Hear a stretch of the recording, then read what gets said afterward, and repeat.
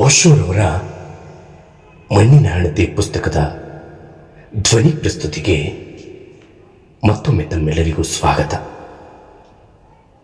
ಒಮ್ಮೆ ಪಾಲಕನೊಬ್ಬ ನನ್ನನ್ನು ಕೇಳಿದ, ನಾನು ಬುದ್ಧನಂತಾಗಬೇಕೆಂಬ ಹಂಬಲವಿದೆ. ಈ ಆದರ್ಶವನ್ನು ತಲುಪಲು ನನಗೆ ಮಾರ್ಗದರ್ಶನ ಕೊಡಬಹುದೇನು? ಆ ಬಾಲಕನ ವಯಸ್ಸು ಬಹಳವಾಗಿತ್ತು. ಕಡಿಮೆ ಎಂದರೆ ಅವನು 60 ವಸಂತಗಳನ್ನು ನೋಡಿರಬಹುದು.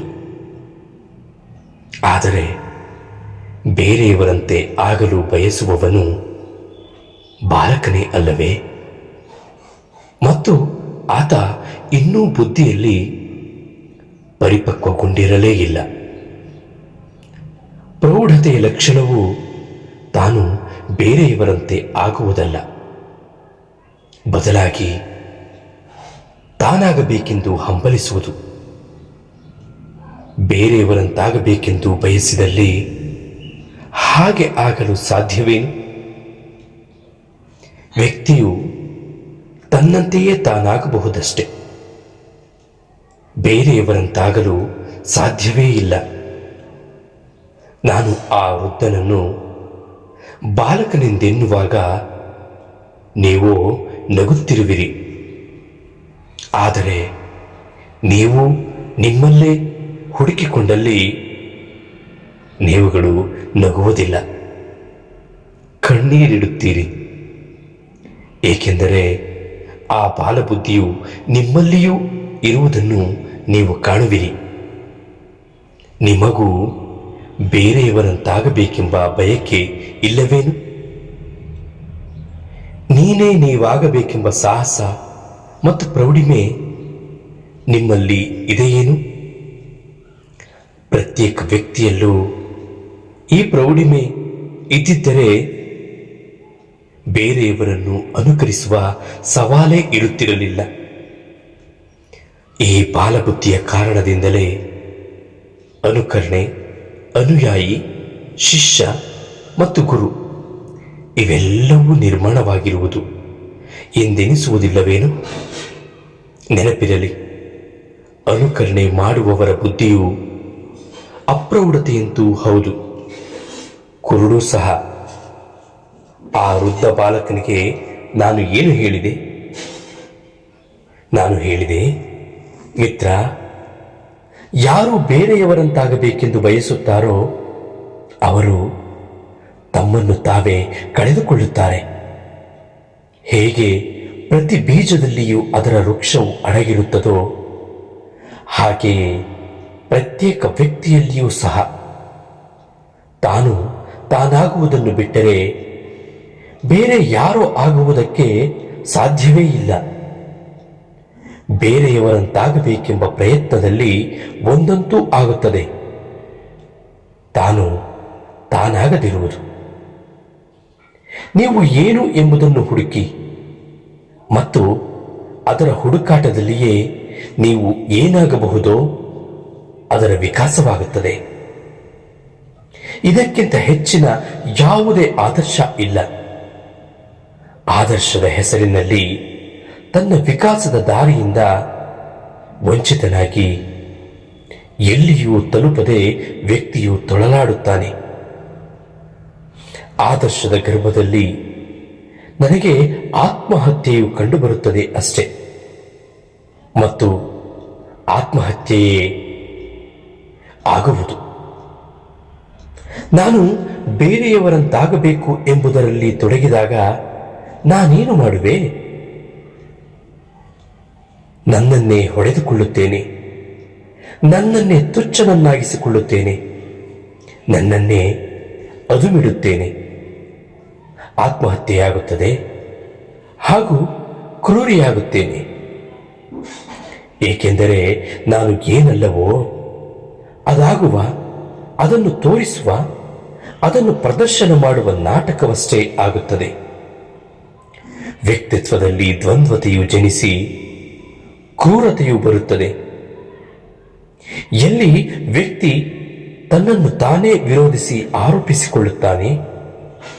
ಅಲ್ಲೇ ಅಸತ್ಯ, ಅಲ್ಲೇ ಅಧರ್ಮ, ಈ ವಿಧದ ಅಸ್ವಾಭಾವಿಕ ಅಭ್ಯಾಸಗಳು ದುಃಖ, ಚಿಂತೆ, ಸಂತಾಪಗಳನ್ನು ತರುವುದು ಸಹಜವೇ.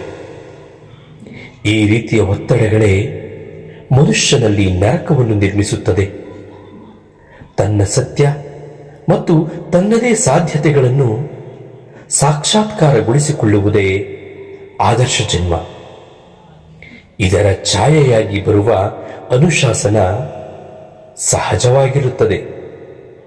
ಅದನ್ನು ಬಿಟ್ಟು ಬೇರೆ ಯಾವ ಅನುಶಾಸನವನ್ನು ಅನುಕರಿಸಿದರೂ ಆ ವ್ಯಕ್ತಿಯನ್ನು ಕುರೂಪನನ್ನಾಗಿ ಮತ್ತು ವಿಕಲನನ್ನಾಗಿ ಮಾಡುತ್ತದೆ. ಹೊರಗಿನಿಂದ ಹೇರಿದ ಆದರ್ಶ ಮತ್ತು ಅನುಶಾಸನದ ಬಿಕ್ಕಟ್ಟುಗಳು ಆತ್ಮಹಿಂಸೆಯಿಂದ ಕೂಡಿರುತ್ತದೆ. ಆದುದರಿಂದ ನಾನು ಏನು ಹೇಳುತ್ತೇನೆ, ನಿಮ್ಮನ್ನು ನೀವು ತಿಳಿದುಕೊಳ್ಳಿ. ಯಾರು ತಾನು ತಾನಾಗಿಯೇ ಇರುತ್ತಾರೋ ಅವರನ್ನು ಮಾತ್ರ ಪರಮಾತ್ಮನ ಬಾಗಿಲಲ್ಲಿ ಸ್ವಾಗತಿಸಲಾಗುತ್ತದೆ. ಆ ದ್ವಾರಕ್ಕೆ ರಾಮನಂತೆಯೇ ಬರಬಹುದು, ಆದರೆ ರಾಮಲೀಲೆಯ ರಾಮ ಬರಲು ಸಾಧ್ಯವಿಲ್ಲ. ಯಾರು ಯಾವಾಗ ಬಾಹ್ಯ ಆದರ್ಶಗಳಿಂದ ಪ್ರೇರಿತವಾಗಿ ಸ್ವಯಂನಿಂದ ದೂರವಾಗುತ್ತಾರೋ ಆಗ ಅವರು ರಾಮಲೀಲೆಯ ರಾಮನಾಗಲು ಮಾತ್ರ ಸಾಧ್ಯ. ಹೀಗೂ ಆಗಬಹುದು. ಈ ದಿಶೆಯಲ್ಲಿ ಕೆಲವರು ಹೆಚ್ಚು, ಕೆಲವರು ಕಡಿಮೆ ಸಫಲತೆಯನ್ನು ಹೊಂದಬಹುದು. ಆದರೆ ಕೊನೆಯಲ್ಲಿ ಯಾರು ಹೆಚ್ಚಿಗೆ ಸಫಲತೆಯನ್ನು ಪಡೆಯುತ್ತಾರೋ ಅವರು ಸ್ವಯಂನಿಂದ ಅಷ್ಟೇ ದೂರವಾಗಿ ಬಿಡುತ್ತಾರೆ. ರಾಮಲೀಲೆಯ ರಾಮರುಗಳ ಸಫಲತೆಯು ವಾಸ್ತವವಾಗಿ ಸ್ವಯಂನ ವಿಫಲತೆಯೇ ಸರಿ. ರಾಮನನ್ನೇ ಆಗಲಿ, ಬುದ್ಧನನ್ನೇ ಆಗಲಿ, ಮಹಾವೀರನನ್ನೇ ಆಗಲಿ ಮೇಲೆ ಹೊದ್ದುಕೊಳ್ಳಲು ಸಾಧ್ಯವಿಲ್ಲ. ಯಾರು ಈ ರೀತಿಯಾಗಿ ಮೈ ಮೇಲೆ ಹೊದ್ದುಕೊಳ್ಳುತ್ತಾರೋ ಅವರ ವ್ಯಕ್ತಿತ್ವದಲ್ಲಿ ಸಂಗೀತವಾಗಲಿ, ಸ್ವತಂತ್ರವಾಗಲಿ, ಸೌಂದರ್ಯವಾಗಲಿ, ಸತ್ಯವಾಗಲಿ ಇರುವುದಿಲ್ಲ. ಪರಮಾತ್ಮನು ಈ ವಿಧದ ವ್ಯಕ್ತಿಯೊಂದಿಗೆ ಒಬ್ಬ ರಾಜನು ಕೋಗಿಲೆಯ ಹಾಡನ್ನು ಹಾಡುತ್ತೇನೆ ಎಂದು ಬಂದ ವ್ಯಕ್ತಿಯೊಡನೆ ವ್ಯವಹರಿಸಿದಂತೆಯೇ ವ್ಯವಹರಿಸುತ್ತಾನೆ. ಒಮ್ಮೆ ರಾಜನ ಬಳಿಗೆ ಬಂದ ವ್ಯಕ್ತಿಗೆ ಕೋಗಿಲೆಯಂತೆ ಹಾಡುವುದರಲ್ಲಿ ಎಷ್ಟು ಕುಶಲತೆ ಇತ್ತೆಂದರೆ ಅವನು ಮನುಷ್ಯನಂತೆ ಮಾತನಾಡುವುದನ್ನೇ ಮರೆತು ಬಿಟ್ಟಿದ್ದ. ಆ ವ್ಯಕ್ತಿ ಬಹಳ ಪ್ರಖ್ಯಾತನಾಗಿದ್ದ. ದೂರ ದೂರದಿಂದ ಆತನನ್ನು ನೋಡಲು ಬರುತ್ತಿದ್ದರು. ಆತನ ಕೋಗಿಲೆಯ ಹಾಡನ್ನು ಕೇಳಲು ಜನರು ಬರುತ್ತಿದ್ದರು. ಈ ವ್ಯಕ್ತಿಯು ತನ್ನ ಕೌಶಲ್ಯವನ್ನು ರಾಜನ ಮುಂದೆಯೂ ಪ್ರದರ್ಶಿಸಬೇಕೆಂದು ಬಯಸುತ್ತಿದ್ದನು. ಬಹಳ ಕಷ್ಟದಿಂದ ರಾಜನ ಆಸ್ಥಾನಕ್ಕೆ ಬರಲು ಅನುಮತಿ ದೊರಕಿತು. ಆತನೆಂದುಕೊಂಡಿದ್ದುದು ರಾಜನು ಪ್ರಶಂಸೆ ಮಾಡಿ ಪುರಸ್ಕಾರಗಳನ್ನು ಕೊಟ್ಟಿದ್ದರಿಂದ ಹೀಗೆ ಯೋಚಿಸಿದ್ದು ಉಚಿತವೇ. ಆದರೆ ರಾಜನು ಇವನಿಗೇನೆಂದು ಹೇಳಿದ? ರಾಜ ಹೇಳಿದ, ಮಹಾನುಭಾವ, ನಾನು ಕೋಗಿಲೆ ಹಾಡುವುದನ್ನೇ ಕೇಳಿದ್ದೇನೆ, ನಿಮ್ಮಿಂದ ಕೋಗಿಲೆಯ ಹಾಡನ್ನಲ್ಲ. ಬದಲಾಗಿ ನನ್ನ ಆಸೆ ಮತ್ತು ಅಪೇಕ್ಷೆ ನೀವು ಯಾವ ಹಾಡನ್ನು ಹಾಡಲಿಕ್ಕಾಗಿ ಹುಟ್ಟಿರುವಿರೋ ಆ ಹಾಡನ್ನು ಕೇಳಿಸಿಕೊಳ್ಳುವುದು.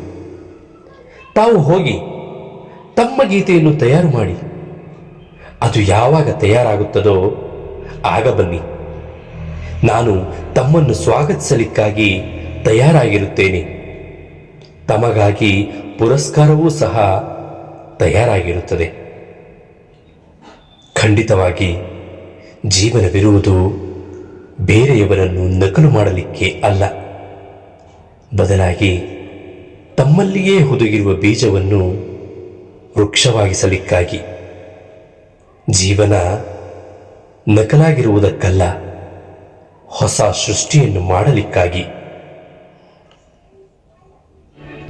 ನನ್ನ ಈ ಪ್ರಯತ್ನ ನಿಮಗೆ ಇಷ್ಟವಾದಲ್ಲಿ ಈ ವಿಡಿಯೋವನ್ನು ನಿಮ್ಮ ಗೆಳೆಯರೊಂದಿಗೂ ಹಂಚಿಕೊಳ್ಳಿ. ವಿಡಿಯೋಗೆ ಒಂದು ಲೈಕ್ ಕೊಡಿ. ನನ್ನ ಚಾನಲನ್ನು ಸಬ್ಸ್ಕ್ರೈಬ್ ಮಾಡಿಕೊಳ್ಳಿ.